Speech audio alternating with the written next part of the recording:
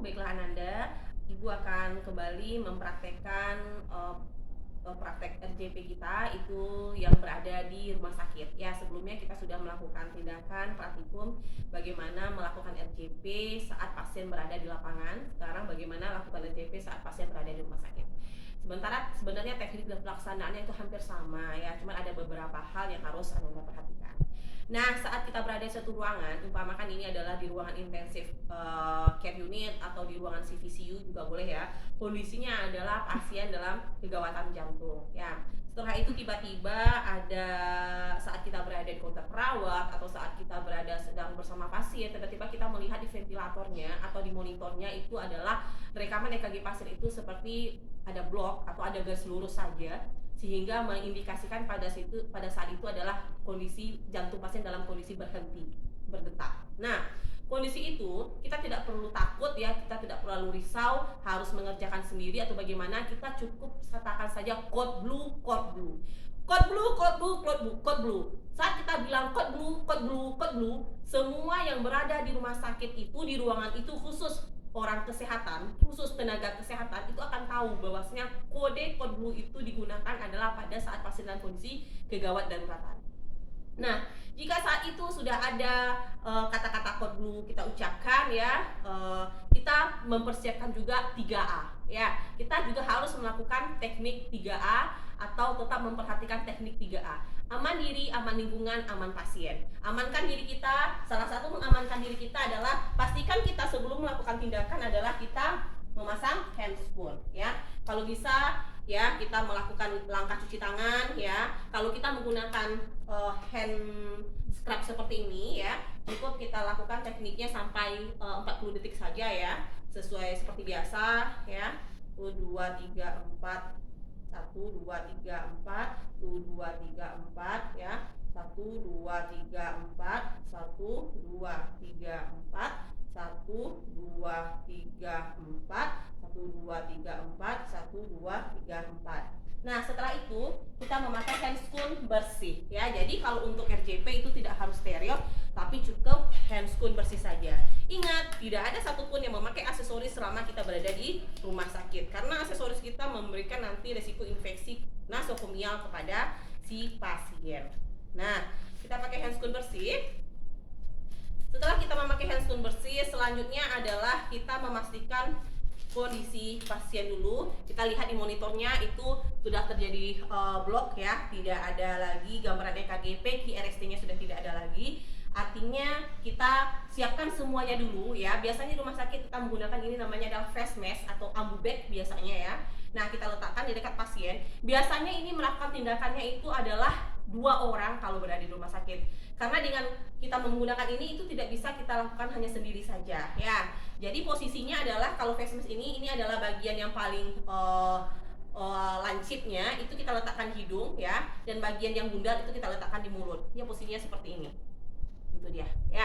Dan ininya boleh kita putar ke arah kita karena kita yang mau melakukan tindakan ventilasi ya. Ini tujuannya adalah untuk ventilasi nantinya ya.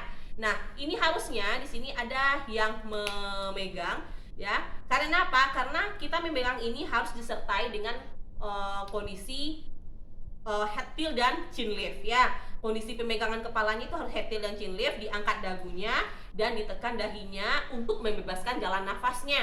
Ya, itu tujuannya. Oke. Ya, jadi ini harus terpasang ya saat kita melakukan RJP. Kalau dia di rumah sakit ya, dipegang sama teman kita ya, di sebelah bagian atasnya. Kalau misalnya mau ibu lihatkan cara memegangnya ini, maaf karena ibu di sini sendiri ya. Cara memegangnya itu adalah ya seperti ini ya. Ini kita angkat ya. Kita angkat, kita ekstensikan. Terus tangan kita yang 1 2 3 mulai dari kelingking ya, jari manis dan lain-lain itu megang di sini ya. Megang yang telunjuk megang di dagu, yang jempol megang di sini. Jadi posisinya betul terangkat rahangnya semuanya. Oke? Jadi seperti ini. Akhirnya apa? Tujuannya adalah ya, tujuannya semua ventilasi yang kita berikan ya dari ambu bag ini atau dari face mask ini memang masuk semuanya ke daerah paru-paru pasien. Oke.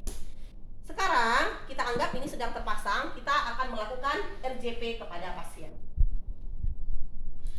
Nah, sama lagi ya, tangan ibu yang paling bawah itu adalah tangan yang kuat ya, dan ibu akan melakukan sebanyak 5 siklus, di mana 5 siklus yang ibu lakukan ini adalah 3 kompresi dan 2 ventilasi. Oke, kita mulai hitungannya. 1, 2, 3, 4, 5, 6, 7, 8, 9, 10, 11, 12, 13, 14, 15, 16, 17, 18, 19, 20, 21, 22, 23, 24, 25, 26, 27, 28, 29, 30. Nah, ini tadi terpasang ya dengan posisi ekstensi. Nah, setelah itu kita lakukan ini. Kita pencet 1, 2. Nah, setelah itu lakukan lagi RJP sebanyak 1 siklus. Terus ventilasilah kembali dan lakukan itu selama 5 siklus berturut-turut. Nah, setelah 5 siklus, kita perhatikan kembali di monitor. Ya, kita perhatikan di monitor apakah ada muncul kembali PQRST-nya.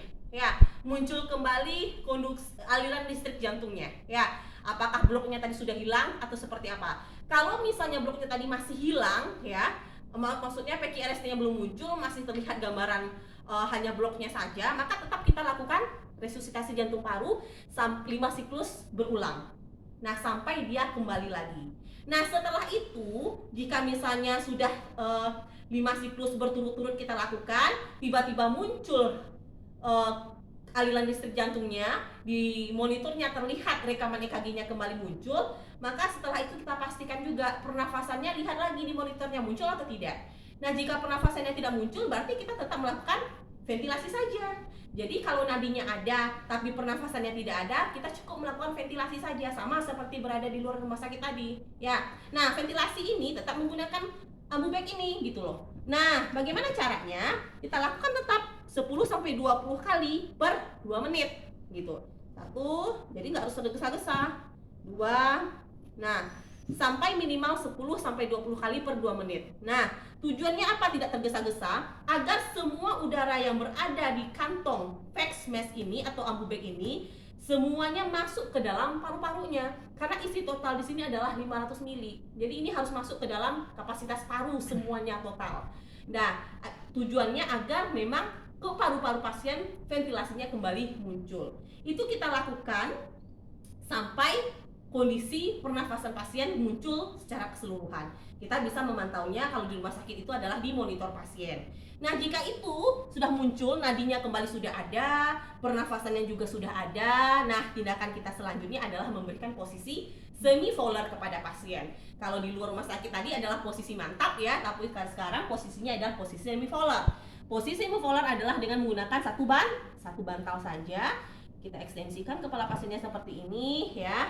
Nah, agar semua pernafasan jalan nafas pasien, proses pernafasan pasien berjalan semuanya dengan lancar. Selanjutnya setelah pasien sudah kembali, nadinya muncul, pernafasannya muncul, kita sudah posisikan semi-fowler, kita siapkan alat, kita bereskan alat, dan kita buka kembali handscoon-nya ya.